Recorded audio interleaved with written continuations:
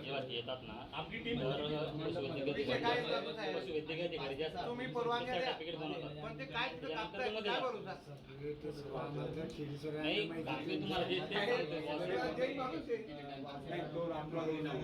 Role आपला नाही नमूद करायला पाहिजे ना ते ज्याच्यावर बंदी आहे ते तसंच नमूद करतो तिथं ते ढोरं अहो साहेब त्या ढोरांच्या आळे त्यांनी गाय सुद्धा नेल्यात तिथं मग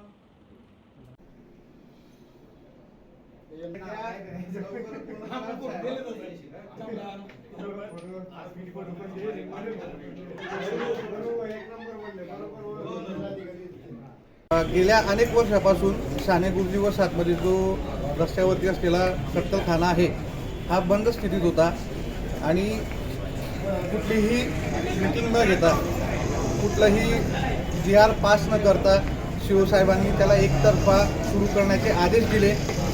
याच्यावर हिंदू संघटना आणि हिंदू समाजातून रोष व्यक्त केला जातोय की आपण कोणत्या बेसिसवर हा कत्तलखाना सुरू केला। त्याचा निषेध म्हणून सर्व हिंदू बांधव आणि हिंदू संघटना इथे उपस्थित होत्या। शिवसाहेबांकडे गेल्यानंतर मग त्यांनी काय आपल्याला काय उत्तर? शिवसाहेबांनी आम्हाला एकच सांगितलं की कलेक्टरांचे आदेश होते, आम्हाला कुठली नोटीस आलेली नाही आहे।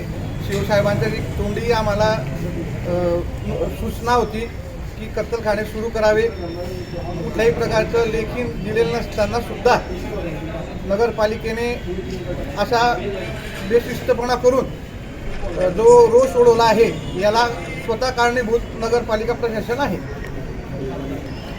आणि आमची पुढची मागणी सर्व सकल हिंदू समाजामार्फत आणि पक्षांमार्फत आणि सर्व समाजामार्फत विनंती असेल की जो कत्तलखाना आहे तो तोडण्यात यावा आणि तिथं एक दवाखाना सुरू करावा जेणेकरून तेथील लोकांना मोफत दवाखाना औषधी मिळतील, त्याच्यामुळे आरोग्य हे व्यवस्थित राहील त्या नागरिकांचे ही आम्ही विनंती शिवसाहेबांना केली आहे।